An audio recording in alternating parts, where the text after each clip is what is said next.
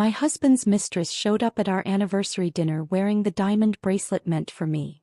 Surprise, darling, she smirked, expecting me to break down. Instead, I calmly pulled out a USB drive.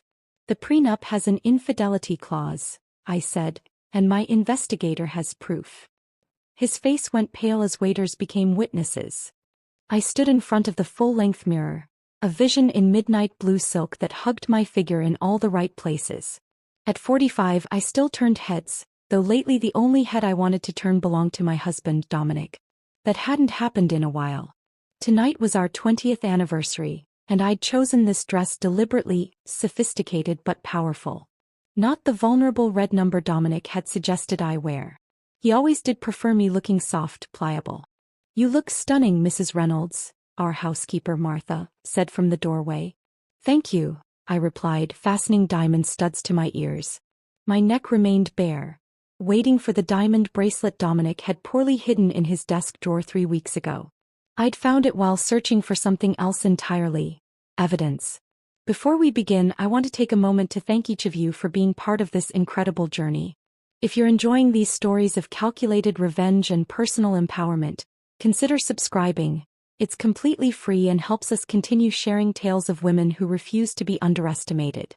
Now, let's watch as Holly transforms 20 years of betrayal into the perfect anniversary surprise. My hands trembled slightly as I applied my lipstick. Not from nervousness, but from a cold, calculated anger that had been building for 6 months. I steadied them, reminding myself that tonight required absolute control. Control had become my closest companion lately. I remembered the exact moment everything changed. It was a Tuesday in January, rain pattering against the windows of our company's downtown office.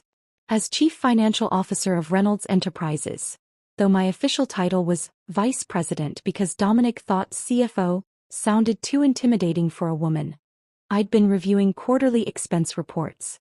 A $12,000 charge from Cartier flagged my attention. No business reason, no client gift notation. Strange timing, I thought.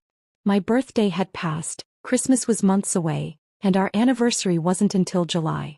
When I casually mentioned it over dinner, Dominic's explanation came too quickly: client appreciation gift for the Hendersons. Margaret loves Cartier. I'd nodded, smile fixed in place. The next day I called Margaret Henderson myself, asking about her beautiful new Cartier piece, under the guise of wanting to get something similar. Her confusion confirmed my suspicions. That evening I accessed Dominic's email when he was in the shower. His password hadn't changed in years. Holly Baby 2004, our wedding year. The man could build a technology empire but couldn't bother with password security. The confirmation came in the form of an email receipt, followed by a thread between Dominic and my executive assistant, Jessica Parker. "She'll love it," Jessica had written. "Almost as much as I love what you got me last month." Their exchanges were nauseating in their intimacy. Jessica, 28, brilliant, ambitious. I'd hired her myself 2 years ago, mentored her, shared business strategies over late-night takeout in the office. All while she was sleeping with my husband. A car horn outside pulled me back to the present. Dominic was already downstairs, probably checking his watch impatiently. I took one final look in the mirror, picked up the small clutch containing the USB drive and squared my shoulders. "Game time," I whispered to my reflection. "Reservations are at 8, Holly," Dominic called up the stairs. "We don't want to be late." The irony wasn't lost on me. Dominic Reynolds, chronically late to family dinners and school events, suddenly concerned about punctuality. But tonight was special. He'd reserved the private dining room at La Maison, the most exclusive restaurant in the city. A room that, unbeknownst to him, I'd called ahead to modify. More tables had been added around ours, filled with random diners, who were actually business associates, friends, and 2 journalists from the business section of the Tribune. People whose opinion of Dominic mattered. The drive downtown was filled with meaningless small talk. Dominic was animated, almost giddy, praising my appearance with an enthusiasm that once would have warmed my heart. Now I recognized it as performance. The same charm he turned on for board meetings and investor pitches. "You really outdid yourself with this reservation," I said, gazing out at the Chicago skyline. "La Maison on a Friday night? Must have pulled some strings." "Only the best for our 20th, he replied, reaching for my hand. I let him take it, noticing how his thumb caressed my bare wrist. I have something special for you. Something worthy of the woman behind the man. The phrase made my stomach turn. Behind the man. As if I hadn't built Reynolds Enterprises alongside him. As if my business degree and financial acumen hadn't saved the company during the recession while Dominic was busy whining and dining clients. The restaurant was a golden glow of chandeliers and candlelight. The maitre d' greeted us warmly, leading us to the modified private room where several tables were already occupied. Dominic frowned slightly at the change but quickly recovered his composure. Mr. Reynolds, our regular server Antonio, approached with champagne. And the lovely Mrs. Reynolds. Happy anniversary to you both. We clinked glasses and Dominic launched into reminiscing about our early days. How we'd met in college, how I'd believed in his vision when no one else did. It was a narrative he'd perfected over the years, painting himself as the visionary and me as the supportive wife. Never mentioning that it was my family's investment that launched the company, my connections that secured our first major clients. I was nodding along, playing my part when I felt the air in the room shift. Dominic's eyes moved past me, widening slightly, a micro-expression of panic quickly replaced by forced nonchalance. I didn't need to turn around to know. Jessica had arrived. She approached our table in a black dress that cost more than most junior executives make in a month. But it wasn't the dress that caught my attention. It was the diamond tennis bracelet on her wrist. My bracelet. The exact design I'd admired in a Cartier window 6 months ago while shopping with Dominic. Surprise, darling, she smirked, eyes fixed on me, clearly expecting a breakdown, a scene, tears, something to make me look unstable in front of everyone. Instead, I felt an odd sense of calm settle over me. The final piece had fallen into place. I'd suspected she might show up tonight. The hotel reservation in Dominic's name 3 blocks away was a clue, but the bracelet was an unexpected gift. Jessica, I said coolly, what a surprise. I don't recall seeing your name on the reservation. Dominic jumped in, his voice slightly higher than normal. Jessica was just dropping off some papers for Monday's presentation. Weren't you, Jessica? I watched her smile falter slightly. This wasn't the reaction she'd expected. That bracelet is stunning, I continued, my voice carrying across the now silent room. Cartier, isn't it? Exactly the one I pointed out last winter. Jessica's hand moved to cover the bracelet instinctively. Dominic's face had lost its color. With deliberate slowness, I reached into my clutch and extracted the small black USB drive, placing it on the table between us. The prenup has an infidelity clause, I said clearly, making sure everyone in the room could hear. And my investigator has proof, not just of this affair but of the 3 before it. And something far more interesting buried in the company financials. I turned to face our audience. Would anyone like to hear about the Reynolds Enterprises shadow accounts before the SEC does? Dominic's face went from pale to gray as waiters became witnesses to the public execution of his marriage, his reputation, and potentially his freedom. The silence that fell over the restaurant was deafening. I watched as Dominic's face contorted, his usual confident facade crumbling beneath the weight of exposure. 20 years of marriage flashed before my eyes. Not just the betrayal of the present moment, but the slow erosion of what we'd built together. Holly, please, he whispered, reaching for my hand. We can discuss this privately. I pulled away, my mind drifting back to Northwestern University, 1999. I was 22, a summa cum laude economics graduate with offers from 3 investment banks.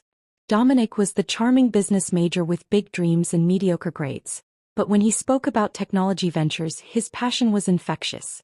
When he proposed the summer after graduation, I shelved my Wall Street ambitions to support his vision for a tech startup. You're the brains, Holly Berry, he'd say in those early days, poring over business plans at our tiny kitchen table. I'm just the pretty face who'll sell it. It had been a joke then. It became our reality. There's nothing to discuss, I replied coldly, watching Jessica sink into a nearby chair, her earlier confidence evaporating. The time for discussion was before you gave my executive assistant my anniversary gift. The irony wasn't lost on me. Jessica was essentially a younger version of myself, ambitious, analytically brilliant, eager to prove herself. I'd recognized those qualities when I hired her, saw myself in her determination. I'd never imagined she would literally try to replace me in every aspect of my life. Reynolds Enterprises exists because of my family's seed money, I continued, my voice steady. My father's connections secured our first 3 clients. My economics background built the financial structure that saved us during the 2008 crash. Across the room, I noticed Bernard Wilson from the Chicago Business Journal scribbling notes. Good. Let there be a record. Year by year, I had gradually taken over the operational backbone of Reynolds Enterprises. While Dominic glad-handed clients and charmed investors, I developed the financial models that kept us profitable, restructured departments for efficiency, and quietly pioneered the data analytics division that now generated 60% of our revenue. Remember the Peterson acquisition? I asked, addressing the room as much as Dominic. The one that put us on the map nationally? Dominic's jaw tightened. He knew where this was going. I spent 6 months analyzing their vulnerabilities, structuring the perfect offer. I created the entire acquisition strategy. But who got the cover of Tech Innovators magazine? Who accepted the industry award? Holly, you never wanted the spotlight, he attempted, desperation creeping into his voice. No, I was told the spotlight wasn't my place, I corrected. That clients preferred dealing with you. That investors would be more comfortable with a male CEO. I turned to Jessica. Is that what he told you too? That you'd be the power behind the throne, making him look good while staying in the shadows? Her expression confirmed my suspicions. My stomach clenched, remembering the exact moment I'd realized Jessica wasn't just a mistress. She was my replacement in waiting. 3 months ago, I'd overheard Dominic on the phone in his home office. Once Holly's out of the picture, we'll restructure the executive team. You've already proven you can handle her responsibilities. I stood frozen outside the door, hand covering my mouth to prevent any sound escaping. The board trusts my judgment. They'll accept whatever narrative we give them. The next day, I contacted Patricia Monroe, the sharpest divorce attorney in Chicago. Our first meeting had been eye-opening. You're in a stronger position than you realize, Patricia had said, reviewing our prenuptial agreement. There's an infidelity clause Dominic probably forgot about. His father insisted on it, ironically to protect him from gold diggers. I remembered laughing bitterly at that. His father always did underestimate me. This clause entitles you to 50% of all assets plus an additional 10% of the company valuation for each proven instance of infidelity, Patricia continued. With proper evidence, you could own controlling interest in Reynolds Enterprises. That meeting changed everything. I went from devastated wife to strategic opponent, gathering evidence methodically while maintaining a perfect facade of ignorance. I hired Michael Dawson, a former FBI forensic accountant turned private investigator, who documented Dominic's rendezvous with Jessica and uncovered 3 previous affairs. More disturbing were the financial irregularities Michael found. Offshore accounts, questionable transfers, client funds temporarily borrowed, then replaced before quarterly audits. Mrs. Reynolds, Antonio the server approached our table tentatively, breaking my reverie. Would you like me to escort Miss Parker out? Before I could answer, Jessica stood up. This is ridiculous. Dominic, tell her the truth about us, about the company plans.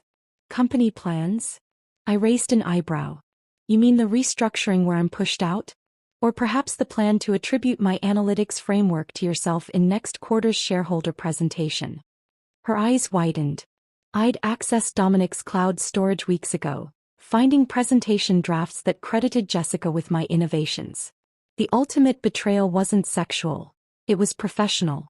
20 years of building something from nothing, only to be erased from its history. Holly, Dominic's voice dropped to a pleading whisper. Think about what you're doing. This company is our legacy. No, I corrected him, standing to address everyone present. Reynolds Enterprises was built on my ideas, my strategies, and my silent acceptance of staying in the background. That ends tonight. I turned to Bernard Wilson, the journalist. I have documentation of systematic financial improprieties at Reynolds Enterprises, orchestrated by CEO Dominic Reynolds.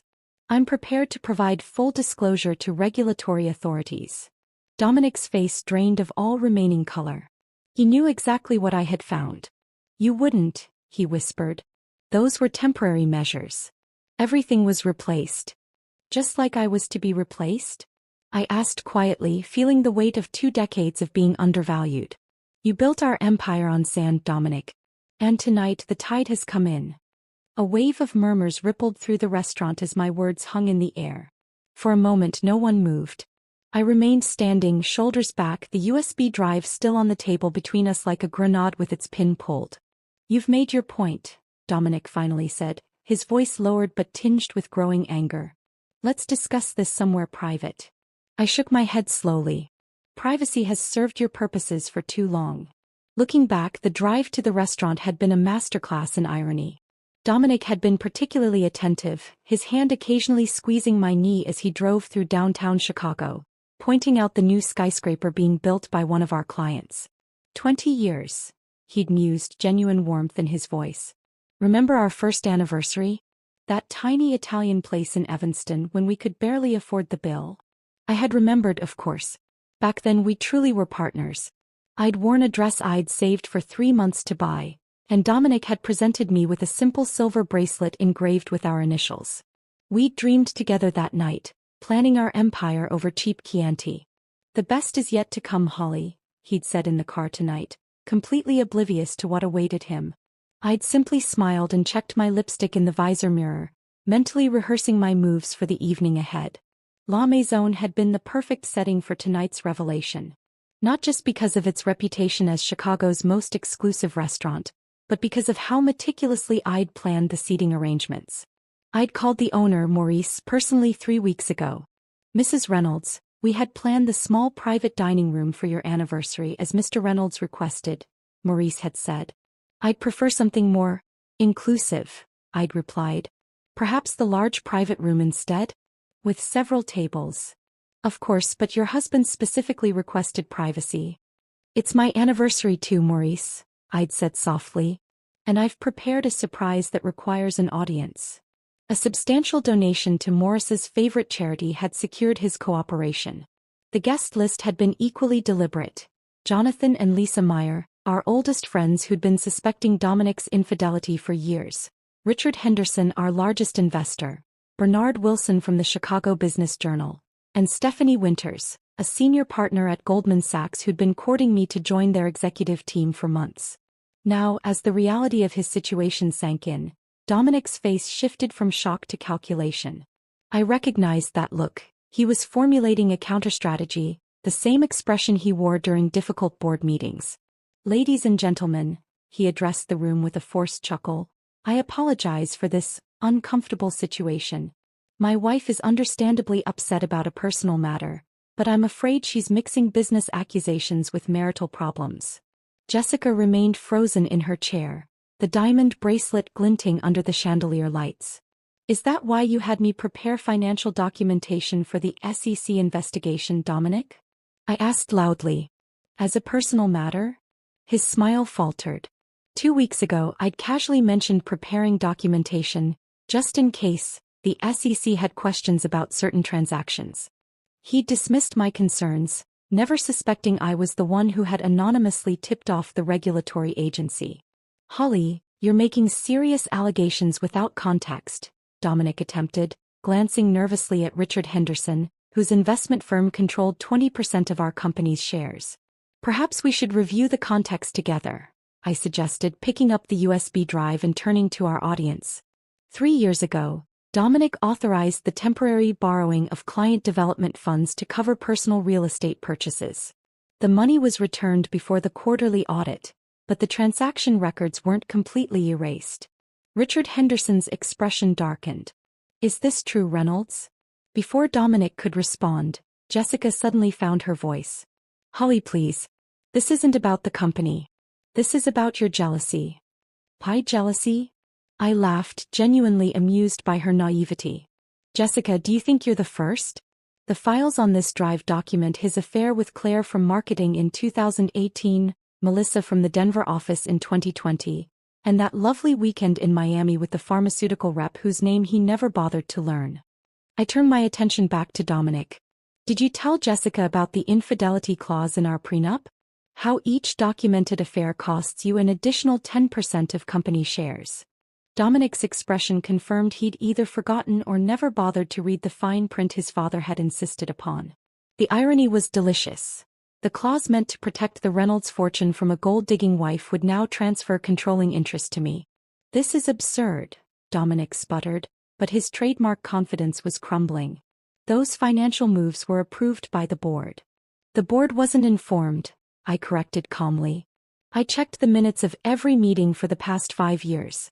You acted unilaterally, thinking no one would notice because you keep your wife, the financial expert, busy with operational details instead of governance. Jonathan Meyer, our longtime friend and a board member himself, leaned forward. Is that accurate, Dominic? The restaurant had fallen completely silent. Even the waitstaff stood motionless, caught in the drama unfolding before them. Antonio, our regular server, looked particularly stunned.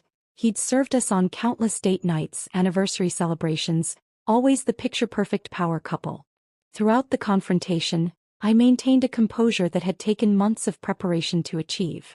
I'd practiced this moment in front of my bathroom mirror, rehearsed my words while driving alone, trained myself to speak without my voice breaking. This calm wasn't natural. It was cultivated through countless sleepless nights when anger and heartbreak threatened to consume me. This USB contains copies of all relevant financial records, documented affairs, and evidence of corporate misconduct, I announced, placing it back on the table. My attorney has the originals with instructions to deliver them to the SEC, the board of directors, and the appropriate media outlets at 9 o'clock tonight unless I call to stop it. I checked my watch deliberately. That's 45 minutes from now. What do you want? Dominic finally asked, his voice barely audible. What I've earned, I replied simply. Controlling interest in the company I built, public acknowledgement of my contributions, and a divorce that reflects the true nature of our partnership. Jessica began to cry silently, the diamond bracelet now looking more like handcuffs than jewelry on her wrist. And Jessica, I added, unable to resist one final twist of the knife. He told Claire from marketing she was the love of his life too. Right before he replaced her with Melissa. Jessica wiped at her tears with a napkin, smearing expensive mascara across her cheekbones. The perfectly composed facade she'd worn upon arrival had completely disintegrated. I almost felt sorry for her. Almost. This is extortion, Dominic said, finding his voice again as he glanced around at the witnesses I'd carefully assembled. His hand reached for his water glass, but it trembled so badly he knocked it over instead. Water cascaded across the white tablecloth, a small flood that no one moved to stop. No, Dominic, I corrected calmly. This is consequences. Richard Henderson stood up from his table, approaching ours with the deliberate pace of a man who controlled billions in investments. He'd known us for 15 years, had been one of our first major backers. I'd like to see what's on that drive, Holly, he said, ignoring Dominic completely. Richard, this is a private matter, Dominic began. Not when it involves company funds, it isn't, Richard cut him off sharply. Not when my investment firm has a fiduciary responsibility to our clients who've backed Reynolds Enterprises. He turned back to me. How long has this been going on? The financial irregularities? 3 years that I can document, I answered. The pattern of affairs? Nearly our entire marriage. Stephanie Winters from Goldman Sachs approached next, her expression a mixture of professional concern and personal sympathy. Holly, that executive position we discussed last month is still open if you're interested. I smiled, gratitude warming my chest. 3 weeks ago, I'd had lunch with Stephanie under the guise of discussing potential investment opportunities. What I'd really been doing was establishing a safety net, ensuring I had options regardless of tonight's outcome. This is ridiculous, Dominic snapped, desperation edging into his voice. Holly has clearly had some kind of breakdown. Jessica is my executive assistant. This is nothing more than paranoid accusations. Save it, Dom, Jonathan Meyer interrupted, coming to stand beside me. His wife Lisa followed, placing a supportive hand on my shoulder. We've known for years. We saw you with that marketing girl at the Christmas party in 2018. Lisa spotted you and Jessica at the Peninsula Hotel in April. And you didn't tell me? I asked, genuine surprise breaking through my composure for the first time that evening. Lisa squeezed my shoulder. We tried to hint at it, Holly, but you always changed the subject. We figured you either knew and were handling it your way or didn't want to know. I didn't want to know, I admitted quietly, until I couldn't ignore it anymore. The revelation that my closest friends had seen the signs long before I acknowledged them hit me harder than I expected. All those sympathetic glances, the careful avoidance of certain topics, the extra invitations to girls' nights out. They'd been waiting for me to be ready. Dominic's face had turned from pale to flushed. I recognized the signs of his anger building, the tightening of his jaw, the slight flare of his nostrils. He'd always had a temper, though he kept it carefully controlled in public. "This is a coordinated attack," he said, his voice dangerously low. "You've all been planning this, haven't you? You think you can push me out of my own company?" "Your company?" Bernard Wilson from the Business Journal had been quietly taking notes, but now he looked up with journalistic interest. "Wasn't Reynolds Enterprises built with Mrs. Reynolds' family seed money? Isn't she listed as co-founder in the incorporation documents?" I hadn't planted that question, but I could have kissed Bernard for asking it. The narrative was unraveling faster than even I had anticipated. Jessica stood suddenly, the diamond bracelet catching the light. "I should go," she mumbled, unable to meet anyone's eyes. "Sit down," Dominic ordered, his control slipping. "This isn't over." "It is for me," she replied, a flash of dignity breaking through her humiliation. "You told me Holly knew nothing about the business, that she was just a figurehead. You said she'd accept a divorce settlement and walk away." More murmurs rippled through the restaurant. Dominic looked like he might explode. I reached for my phone, my fingers steady as I dialed a number I'd memorized weeks ago. The restaurant fell silent as I put the call on speaker. "Patricia Monroe's office," came the crisp voice of my attorney's assistant. "This is Holly Reynolds. Please proceed with filing as discussed." My voice was clear, unhurried. "Yes, Mrs. Reynolds. The documents are prepared. We'll file electronically within the hour. The temporary restraining order regarding company assets should be in effect by morning." I ended the call and looked directly at Dominic. That was just the first step. The divorce papers cite the infidelity clause. The corporate filing documents my intellectual property claims on the analytics framework, the client management system, and the acquisition strategy model I developed. All currently attributed to you in company materials. Dominic's expression shifted from anger to panic. "You can't prove those were your ideas." "Actually, I can," I said, feeling a sense of liberation wash over me. "I've kept every notebook, every initial draft, every email where you asked me to explain complex models to you so you could present them as your own. 20 years of documentation, Dominic." I turned to Richard Henderson. "The analytics framework that increased client retention by 43% last year? The acquisition model that made our purchase of TechVantage possible at half its market value? The financial restructuring that saved us during the 2008 crash? All me." Richard's eyebrows rose. "Is this true, Dominic?" Dominic's silence was confirmation enough. Jonathan Meyer shook his head slowly. "The board needs to know about this, Dom. All of it." "I'll call an emergency meeting for tomorrow morning," Richard said, his investor's mind already calculating the implications. I stood up, gathering my clutch in the USB drive. "I believe my 45 minutes are up. I've made my position clear." I addressed the room at large. "I'm not just fighting for my fair share of Reynolds Enterprises. I'm taking back what was mine all along, recognition for the work I've done, the company I built." Turning to Dominic one last time, I removed my wedding ring and placed it next to the overturned water glass. "Happy anniversary." I walked out of La Maison with my head high, aware of every eye following my exit. The night air felt crisp against my skin, carrying the promise of freedom. I hadn't anticipated how light I would feel, as if I'd set down a burden I'd been carrying for years without realizing its weight. Behind me, I heard Dominic calling my name, his voice edged with desperation, but I didn't turn around. My driver, Marcus, was waiting by the curb as instructed, car door already open. "Everything all right, Mrs. Reynolds?" he asked, concern evident in his eyes. "Better than all right," I replied, sliding into the back seat. "Take me to the Langham, please." I'd booked a suite 2 days earlier, knowing I wouldn't be returning to our penthouse tonight. As Marcus pulled away from the curb, my phone began buzzing incessantly. I glanced at the screen. Calls from board members, business partners, friends. News traveled fast in our circles. I silenced the phone, needing time to process what had just happened. By morning, the Chicago business community was ablaze with the news.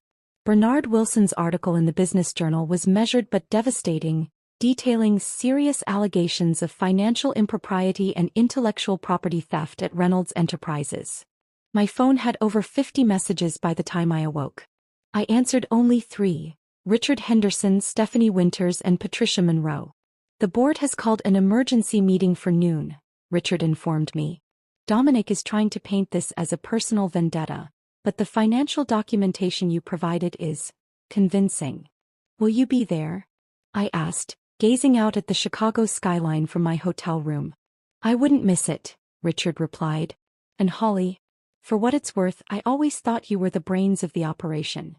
The call with Patricia confirmed that the temporary restraining order was in place, freezing company assets and preventing Dominic from making any major financial or operational decisions without board approval. The divorce filing had been processed. The wheels of justice were turning inexorably.